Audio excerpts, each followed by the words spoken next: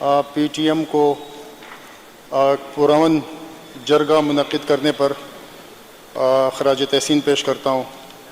تمام سیاسی جماعتوں کو، ان کے نمائندوں کو جنہوں نے اس میں شرکت کی، ان کو بھی خراج تحسین پیش کرتا ہوں، خصوصاً حکومت کو جنہوں نے ایک کامیاب اور پرامن جرگہ ممکن بنانے میں تعاون کیا، کردار ادا کیا، خصوصاً وزیر اعلیٰ صاحب کا، علی امین گنڈاپور صاحب کا، جو بنفس نفیس خود وہاں پر موجود رہے۔ جناب اسپیکر، سب سے پہلا میرا یہ مطالبہ ہوگا حکومت سے، صوبائی حکومت سے، مرکزی حکومت سے، کہ پی ٹی ایم پر جو پابندی عائد کی گئی ہے کالعدم کرنے کی، اس کو فوراً واپس لیا جائے۔ اور اس کی بنیادی جو وجہ ہے وہ پی ٹی ایم ایک سیاسی جماعت ہے، یہ ایک واضح ہو گیا ہے۔ ان کی پارلیمنٹ میں کوئی نمائندگی نہیں ہے۔ وہ لوگ جو پی ٹی ایم کی پشت پر کھڑے ہیں یا پی ٹی ایم کو اپنا نجات دہندہ سمجھتے ہیں، جو یہ سمجھتے ہیں کہ ہماری محرومیہ، ہمارے جو خدشات ہیں، ہمارے جو تحفظات ہیں، ان کا بہترین مداوع پی ٹی ایم کی قیادت کر سکتی ہے، تو ان کو موقع ملنا چاہیے۔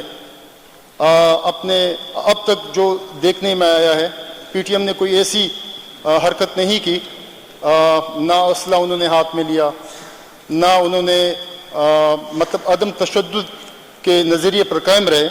تو یہ میری درخواست ہوگی کہ یہ پابندی فی الفور واپس لی جائے۔ جناب اسپیکر، میں ان کے وہ سارے میرے پاس نہیں ہیں، جو چند چیزیں ہیں میں ان پہ بات کرنا چاہوں گا۔ سب سے پہلے تو انہوں نے آئین میں امینڈمنٹس کی بات کی۔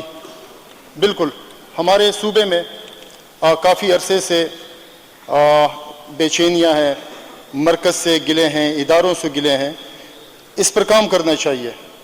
انہوں نے 2 ماہ کی جو ڈیڈ لائن دی ہے، میری ان سے بھی درخواست ہوگی کہ وہ ڈیڈ لائن کو جو ہے وہ ایکسٹینڈ کریں، کیونکہ مجھے نہیں لگتا جو مطالبات ہیں وہ 2 ماہ میں وہ حل کیے جا سکتے ہیں۔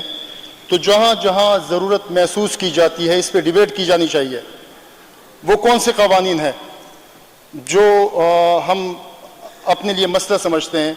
میں اگر نچلے لیول پہ آؤں، ابھی بھی ہماری بات ہوئی یہ 13 ایم پی او پر، یہ انگریز کے بنائے ہوئے قوانین ہیں۔ بے جا کسی کو پکڑنا، کسی خدشات، کسی مفروضے کی بنیاد پر اس کو گرفتار کرنا، میرے خیال سے حکومت کو ریفارمز لانی چاہیے۔ ان چیزوں سے ہمیں جناب اسپیکر باہر نکلنا ہوگا۔ بارڈر کی بات کی گئی، یہ بھی ایک حقیقت ہے جناب اسپیکر کہ بارڈر کے ایک طرف ایک بھائی رہتا ہے، دوسرے طرف دوسرا بھائی۔ اگر حکومت سمجھتی ہے یا ریاست سمجھتی ہے کہ اس سے مس مینجمنٹ یا ایسا کچھ ہو سکتا ہے، تو وہاں پہ گیٹڈ کو جو ہے وہ جو وہاں پہ جو گیٹ بنائے گئے ہیں ان کو توسیع دی جائے، زیادہ سے زیادہ گیٹ وہاں پہ لگائے جائیں کہ ان کو آنے جانے میں آسانی ہو۔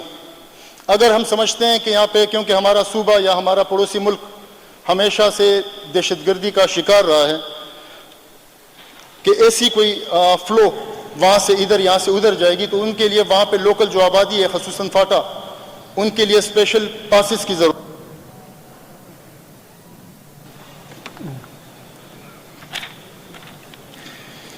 جناب اسپیکر، ٹیکس کی بھی بات کی گئی وہاں پہ، یہ تو عام مشاہدے میں یہ بات آتی رہی ہے بار بار۔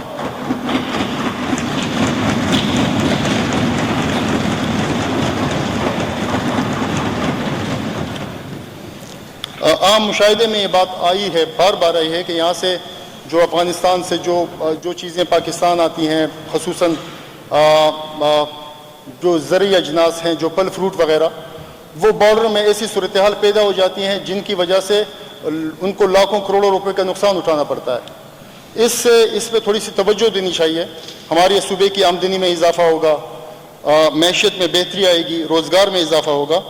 جناب اسپیکر، میں آخر میں جو انہوں نے سیاسی قیدیوں کی رہائی کی بات کی، میں ان کی بھرپور حمایت کرتا ہوں۔ تمام سیاسی قیدیوں کو فی الفور رہا ہونا چاہیے۔